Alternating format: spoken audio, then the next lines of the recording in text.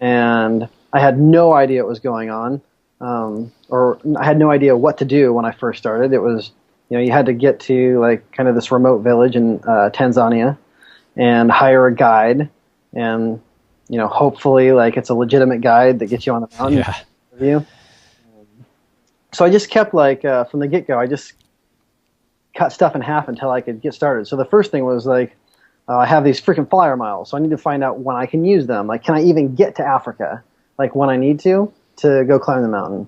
So I went and worked on that, and the answer was yes. It took me a week or two, but like I got my airline tickets, like figured out. And then it was like, all right, so I'm going here at this time. I've got enough time like to climb the mountain. Now I need to find a guide. Well, how do I find a guide? Well, so I went and looked on the internet and like found, thousands of people have climbed Mount Kilimanjaro. So like there's reviews all over the internet. And so I read 100 reviews and I said like, oh, it seemed like, this could be a good option or this could be a good option. And I made a list of options and I contacted all of them.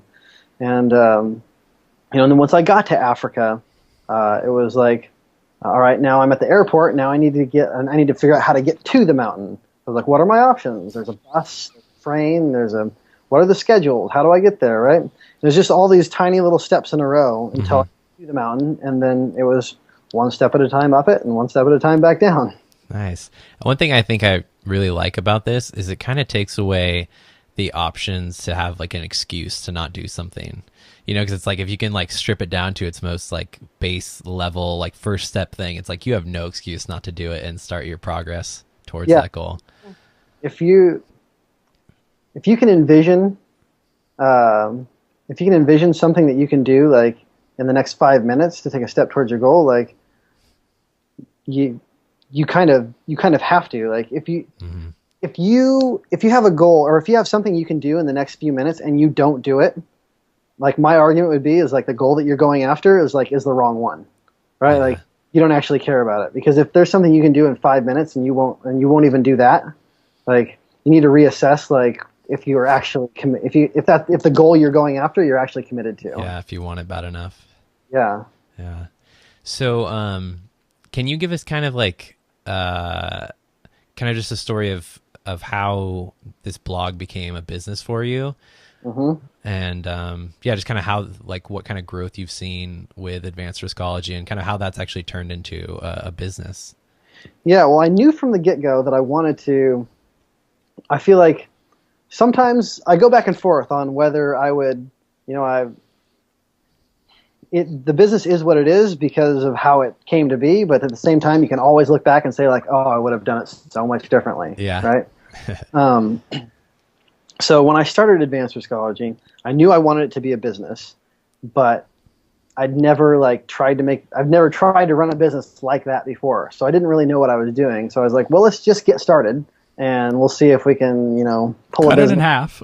Yeah, exactly. Better just get started, and hopefully sometime down the road I can pull a rabbit out of a hat and there'll be a business. And it didn't happen quite like that, but I just focused.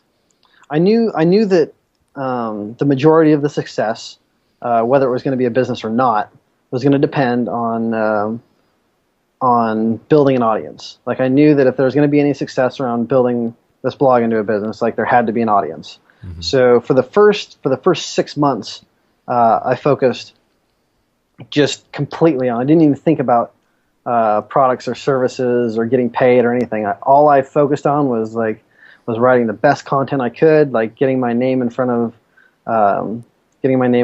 anyone that I thought had an overlapping audience that might like to come check my stuff out, like doing interviews, like just basically doing what you're doing right now. Yeah.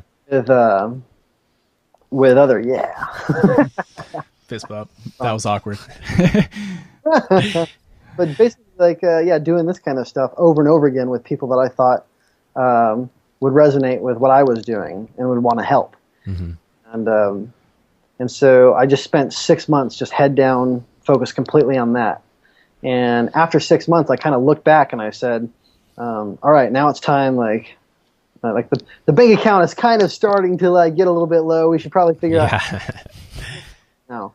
And so in order to actually create a product, what I did was I went back over the first 6 months of the site and I read all the articles. I read like lots of the comments that people left, and I just tried to figure out. Like I went and looked at the most popular articles. Right, what were the most popular articles, and why were they popular? What was it about them that people wanted to learn, or what people wanted to know, that made so many people show up and like be really excited about it? And so what I learned was, my audience has is really excited about certain things and not excited about other things. Yeah. And how many like subscribers did you have at this point when you started looking at a way to monetize? I started looking at how to monetize. I think the audience was probably around 3,000. Okay. 3,000 subscribers. That's pretty good for 6 months work. Yeah. I wouldn't say that you have to wait that long to do it. In fact, you could, if you knew what you were going to do, like if you wanted to do it like really professionally, you could come out of the gate with like a product or service. You can build your around it and also have that, already built. That's a perfectly fine way to do it. I didn't know what it was going to be yet, so I kind of had to do it the way I did it. But yeah, so you totally don't have to have like 3,000 subscribers to start, to start thinking about that. In fact, it's better to at least think about it and, like kind of plan for it much earlier. But that's where I was when I did it. Gotcha. And what was like the first product you released? The first product I released was called the Guerrilla Influence Formula. Okay. It was in direct response to what people wanted to know the most, was how do you build an audience online? Which you just spent 6 months learning. Just spent 6 months, but that. So I was like, okay, like I've got this. This is exactly what I've been doing for 6 months. People are excited about it. They want to know how to do it. I'll write an ebook and sell it, and we'll see how it goes. And I had no idea. I felt like because of the way things had kind of fallen into place, like it was probably going to be a success, but I didn't know. And so I wrote it up and I published it. And how did it do? It did fine. When you're launching your first, I guess for me anyways, when you're launching your first product in like a new business, it's kind of like I at least have a hard time like being moderate about it. Like go from one day being like, man, I'm going to make $1 million. Oh my God, no one's going to buy this. I'm going to be a complete joke, and I'm going to be broke, and I'm going to close everything tomorrow. This is going to like I would just go back and forth between like these two. Reality, of course, was somewhere in the middle. Yeah, gotcha. Fine, I sold the ebook, and I continue to sell it now, and it's a good little chunk of my my monthly income.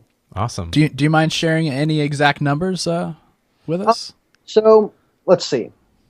I want to say when I first launched it, I think in the first. So the way that ebook sales typically work is you make, like if you launch it properly, you make most of the money you're going to make from it in the first few months. Like when everybody's really excited about it, all kinds of people are talking about it and buying it and whatnot. You can continue to sell it probably at a much lower level forever, essentially.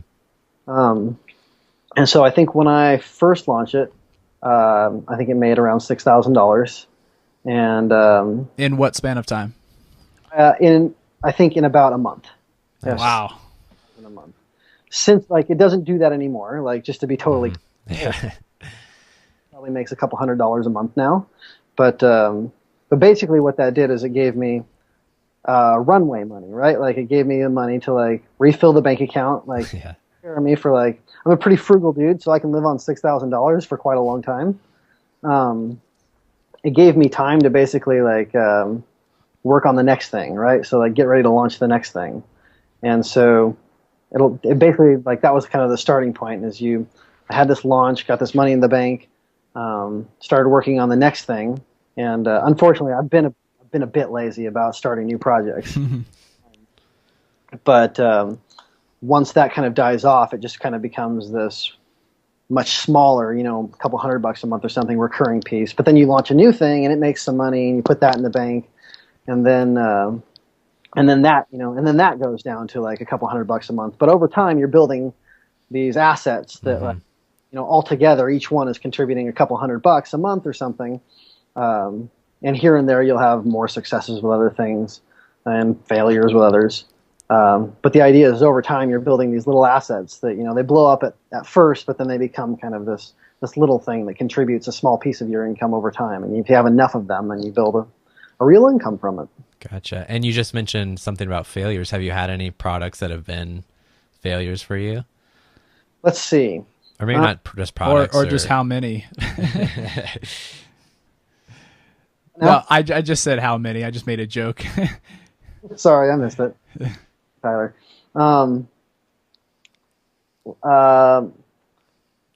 It feels kind of lame to say. I haven't had any. I haven't failed.